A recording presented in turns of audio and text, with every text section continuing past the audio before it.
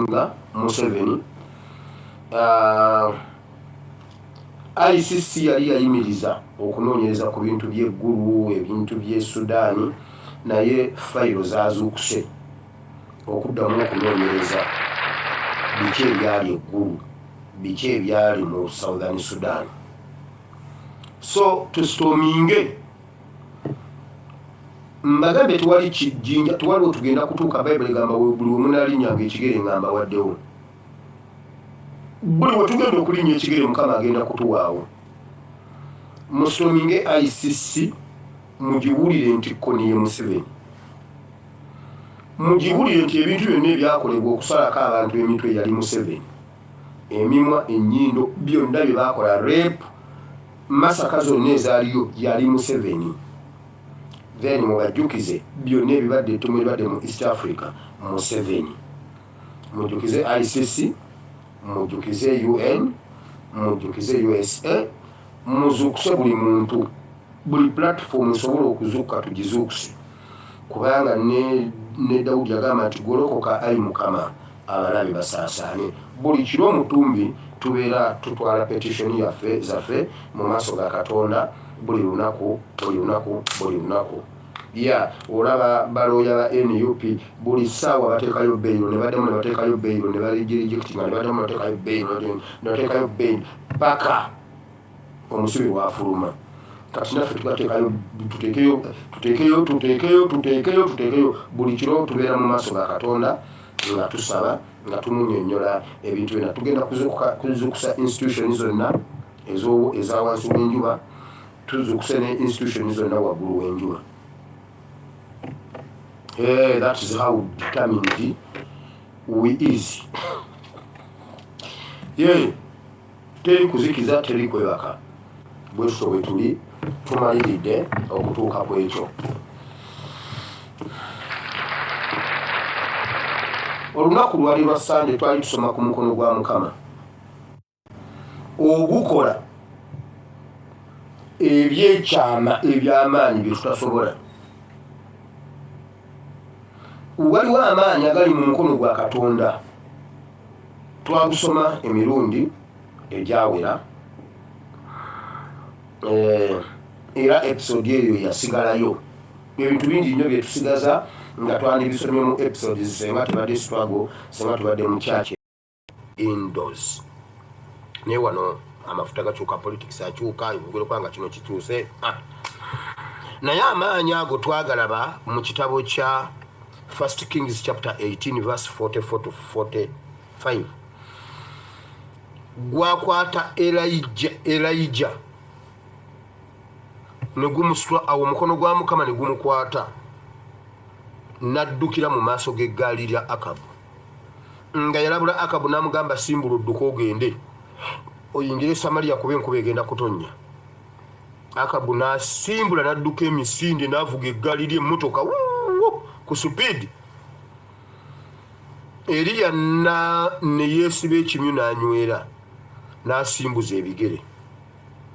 Omukono gwa Katonda ne gu acceleratinga supiidi, n'ayisa eggaali lya Akabu, n'amusooka mu miryango gya Samaliya. So omukono guno twaddamu ne tugulaba mu kitabo kya Isaaya essula 41 nga Katonda asuubiza Isirayiri oba Yakobo okumukwata n'omukono gwe ogwa ddyo, omukono gwa Katonda ogwa ddyo, ng'agamba gwe nakumanya era ngenda kukuwanirira, mmwe ebizinga mwenna muwulire n'ensi zonna muwulire. Ngenda kukwata omuntu ku mukono. Bw'osoma Isaaya essula 41 akiddamu mu statement emirundi ng'esatu-ena ng'ayogera ku kukwata omuntu nga Katonda akozesa omukono gwe ogwa ddyo, n'ajja omuntu waali n'amwongera awalala. Twalaba omukono gwa Mukama mu kitabo kya Exodus chapter 18 ne chapter 19 nga Bayibuli egamba nti omukono gwa Katonda gugenda kukuba Misiri. Chapter 8 and chapter 9, so 18. Chapter 8 and chapter 9.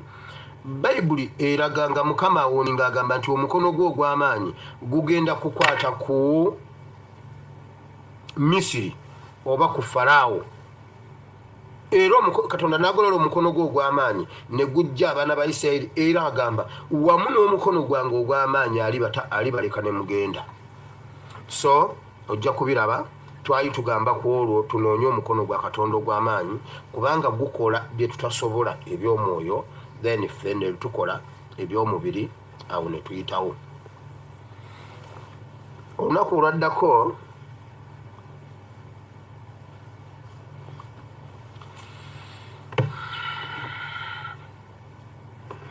Olunaku olwaddako twali twogera ku don't miss the point. Eno twagisoma emirundi ebiri, ku Monday ne ku Lwokubiri, kubanga emirundi mingi abantu bamisinga point mu bintu awaka, mu business, wawa omuntu n'amisinga point. No missing ekyali kuyambye oba amakulu g'ekintu kyekitegeeza, no misinterpreting. Yesu yali ku musaalaba mu kitabo kya John chapter 19 verse 28 to 29. Yesu n'agamba nti mpulira ennyonta ennuma.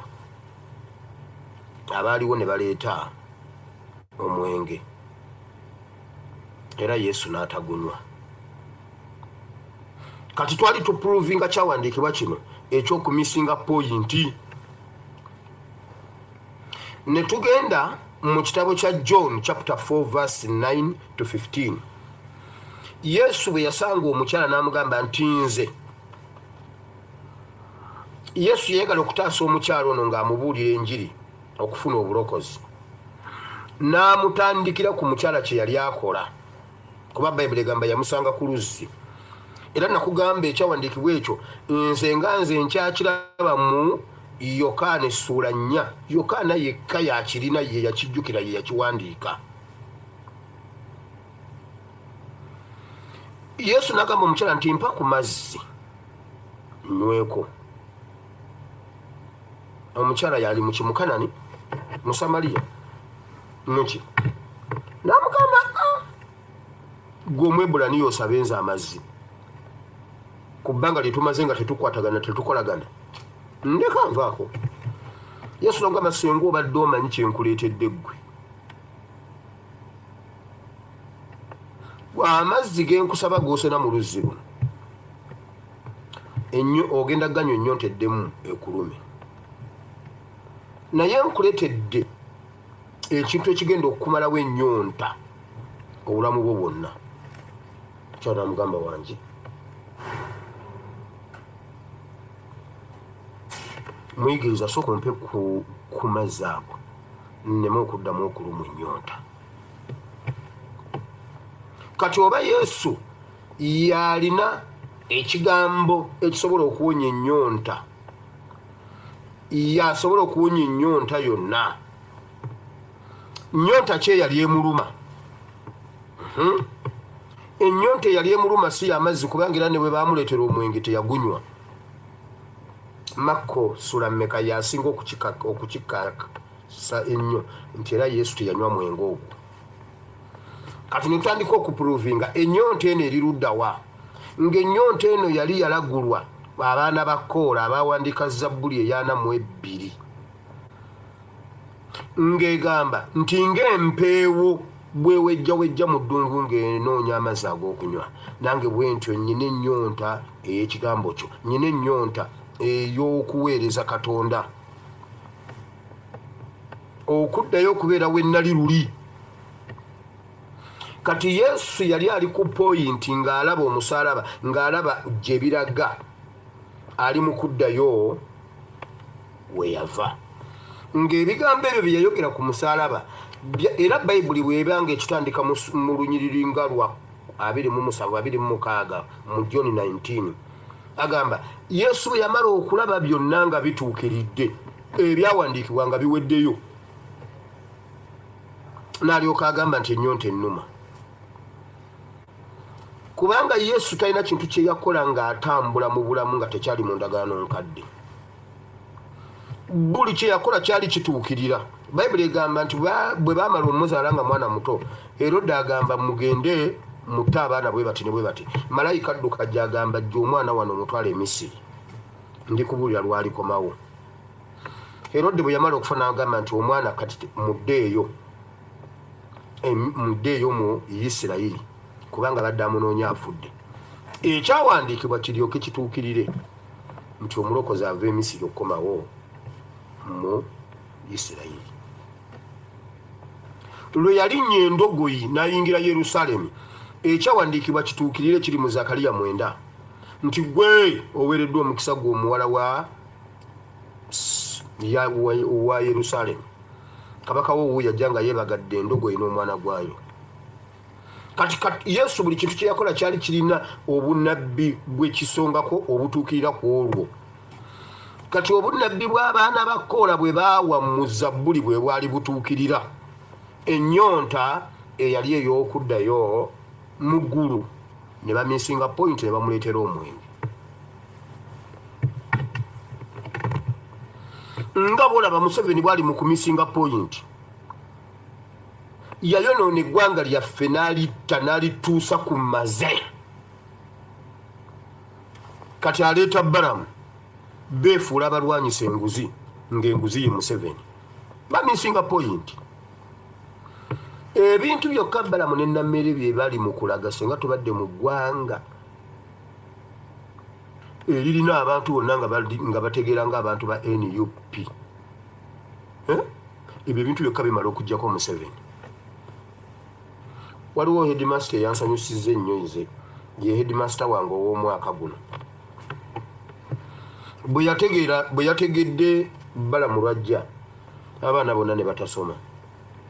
N'abagamba enkyo mwena temujje, ate banaabalabaani. Oyo headmaster yankoze bubi. Naye bannange singa mbadde headmaster, Balamu najja n'alisose n'ensinisa Balamu ebinnyo mu kamera, wallahi teyandizeeyo kutambula walala.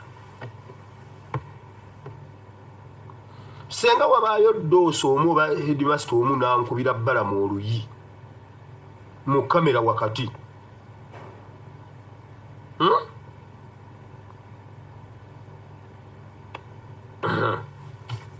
Mbomwe musasula fiizi. Baani abatasasula? Ruhamya teyasasudde? Ruhamya Sandhurst yasasudde mmeka? Ruhamya gy'abadde abadde tasasula. Mwe bazadde mmwe bwe mugenda mu ddwaliro temwagala kusasula, bwe mutwala abaana bammwe ku ssomero temwagala kusasula. Kale nedda temusasula.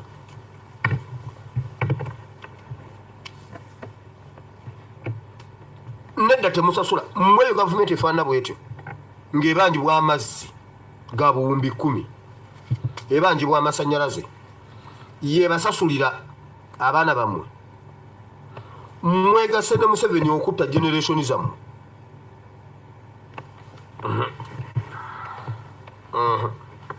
Juzi twamala kulwana ku ddwaliro lino erya wano Erugogo, Naggulu. Honorable Ssenyonyi yamala kulwana okulaba ng'eddwaliro eryo lifuna amazzi, ng'omulwadde agenda okujja waawo ajja n'ekidomola ky'amazzi Erugogo, ng'eddwaliro teririna mazzi. Naggulu lifaaro simanyi Chinese biki, nga gavumenti ebanjibwa amazzi Erugogo. Mbw asasuliremu ab'ebuduuda, asasuliremu ab'ekyegeegwa.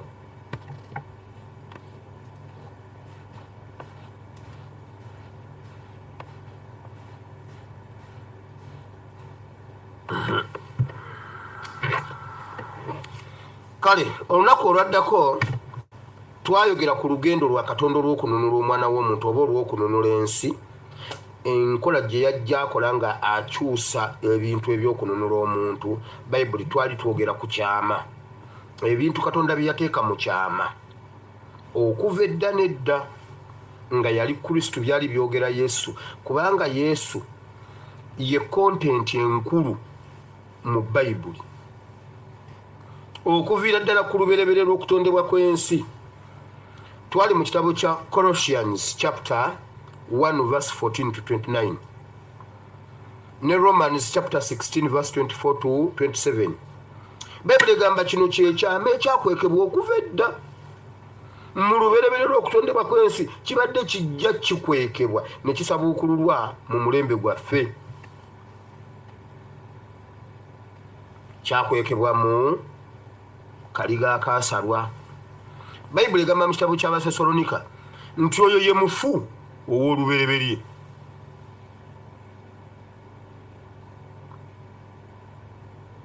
Okufa kwa Aberi nga Kayini yamusse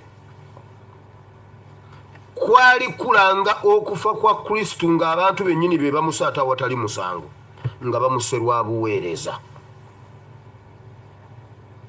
Bayibuli kyeva emuyita omufu asooka. Era Yesu yaddiŋŋana nnyo omusaayi gwa Aberi kuba gwali gwogera ye, waliwo ekikusika ekyalimu. Yaddamu n'akwekebwa mu lyato, yakwekebwa mu lwazi olwagobera abaana ba Isirayiri mu ddungu, yakwekebwa mu mpagi ey'ekire, yakwekebwa mu sanduuko ey'endagaano, yakwekebwa ebintu bingi nnyo ebyajja byogera Yesu. Nakugamba buli kintu ekyalimu amaanyi, ekyakwekebwamu amaanyi mu ndagaano enkadde, Yesu yakikimamu amaanyi ge gonna n'ageddiza ebbanga lye yamala ku nsi. Bayibuli egamba nti awo n'ayimirira mu lyato n'asemberako ebuziba ng'alirimu, n'addako wali n'abuulira enjiri nga ajja obulokozi mu lyato lya Nuuwa, abuzza gy'ali, ajja obulamu mu muti omutiini Adamu gwe yanogako ebikoola y'ebikke, n'agutuukako. Yesu atuuka ku muti ogujjukira ogutaali na kibala, n'agulagira gukale, ogwo n'aguggyamu amaanyi. Ekidiba ekyawonyanga abantu, Yesu bw'ajja kati nga yawonya, ekidiba kiba tekikyasobola kuwonya. N'agenda ku kidiba ekyo n'abagamba, yatoolawo eyali asinga okuba aluddewo nnyo, n'amugamba weetika ekitanda ongoberere ogende. Awo buli omu ne yeetikka, buli omu ekidiba ogwakyo ne gukomaawo. Buli ekintu ekyali kyogera Yesu, sabbiiti n'agenda n'agiggyamu amaanyi gaayo agaali gateereddwamu kuba gaali galanga bino. Essanduuko ey'endagaano ya Mukama n'agendamu n'agiggyamu amaanyi agagirimu n'agatwala kati kya bulambuzi. N'akwata omuzingo n'agamba, Omwoyo wa Mukama Katonda ali ku nze, Mukama nze gw'atumye. N'abagamba muweereddwa omukisa kubanga muwulidde ebigambo bino mmwe mu matu gammwe. Essanduuka wo yakoma. Buli kintu ekyali kyogera Yesu nga kyali kyakyama kyabikkulirwa omulembe gwaffe.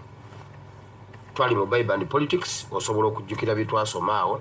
Bw'oba tosobola bijjukira osobola okgenda n'olaba vidiyo eyo kubanga weeri. Olunaku olwazzeeko twabadde tusoma ku olwaddako twali ku kabaka n'abantu be, oba obwakabaka n'abantu b'obwakabaka obwo. Twali mu Proverbs chapter 14 verse 28.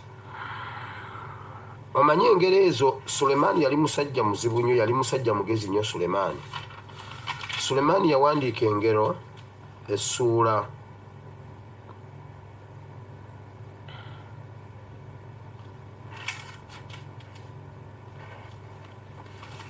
Sulemaani yawandiika engero essuula mmeka? Proverbs chapter fadde ndinootinzeewa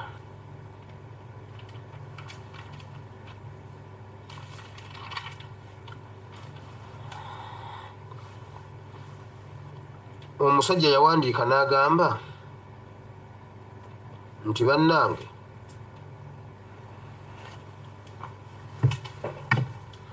weewale nnyo okulinnyiriranga okukyalakyalanga ewa mulirwanaawo aleme okukukyawa nti ozze kulya mmere.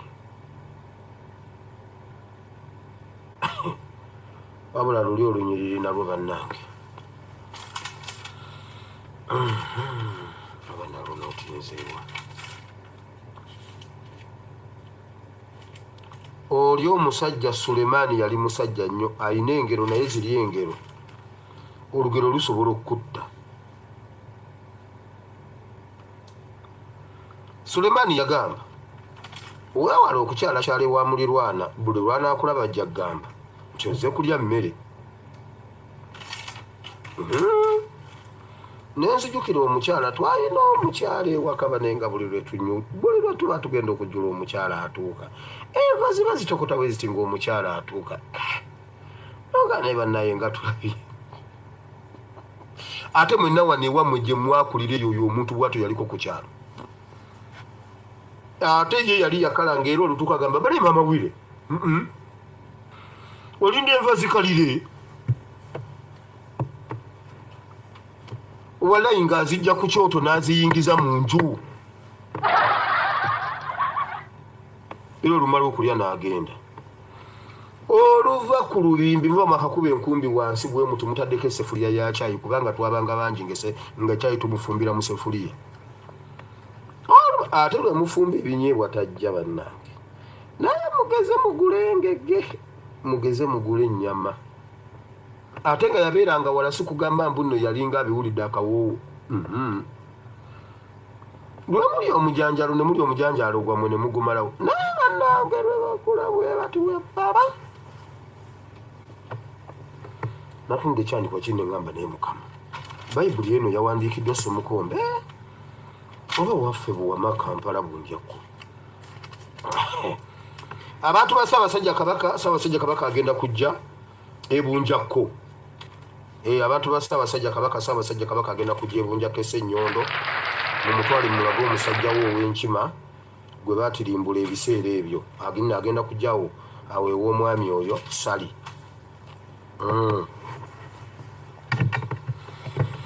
kale twasoma ku kabaka n'abantu be mu kitabo kya Proverbs chapter 14 verse 28 Bayibuli egamba amaanyi ga kabaka gali mu bantu naye obunafu bw'omulangira buli mu kubulwa bantu oba obunafu bw'obwakabaka buli mu kubulwa bantu abantu bakubidde omumbejja gwe nabawadde ennamba naye kyakoze awemudde abantu aliisizza abantu ebyawungo naye kirungi akakasiza nti kabaka mulwadde agambye kabaka mulwadde naye Katonda ali naye ajja mmulokola Katonda ajja mmwejjanjabira gwe mukazi gwe Katonda yasindika nnabbi n'amugamba genda ogambe kabaka Kezekiya akunye ekirimba ky'ettiini ateke ku jjute ejjute lyali lise Kezekiya Katonda n'agamba Isaya genda omugamba akunye ekirimba ky'ettiini ateeke akunye oba ebikoola nakwate ettiini akunye ateke ku jjute liwone kabaka waffe ajjanjabiddwa waliwo omuntu gwavumye n'amuliisa ekintu naye oli abadde alikodinga amugambye oyo olumbuye obwo obusirusiru bwammwe obwo bwalumbuye bwe mundeetako wano oba nkube odi eyo oba yanzikiriza ogikuba agambye oyo olumbuye yatambuza ebyo ebintu naye bannaye lumbuye baleetisha wange nkusabira munnanga ate tunagamba agambye mmwe gwe mukazi avumye omuntu n'amuliisa biribiri namikka kyatayogedde Katonda yamanyi leka nkabuuse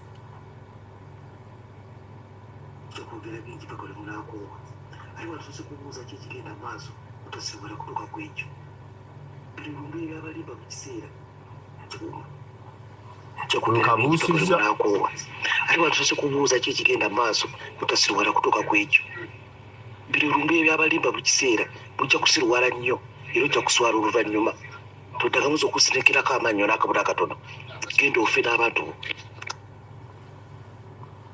namikka kyakoze abantu yenna biki omukazi kyakoze abantu ebigambo ebirala mbibuuse ebigambo ebirala mbibuuse naye awemula n'okuwemula se baawemula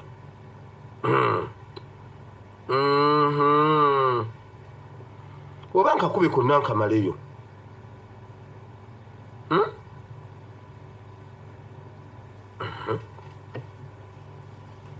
kansirike ebirala mbibuuse. So olunaku lw'eggulo lwe twabadde ku bantu abaatuteekebwamu abaatusensera okutulemya okulemwa batulemese kye tulina okukola oba mukama kye yatutuma okukola. Twabadde mu Jude oba Yuda chapter 1 from verse 1 to 4.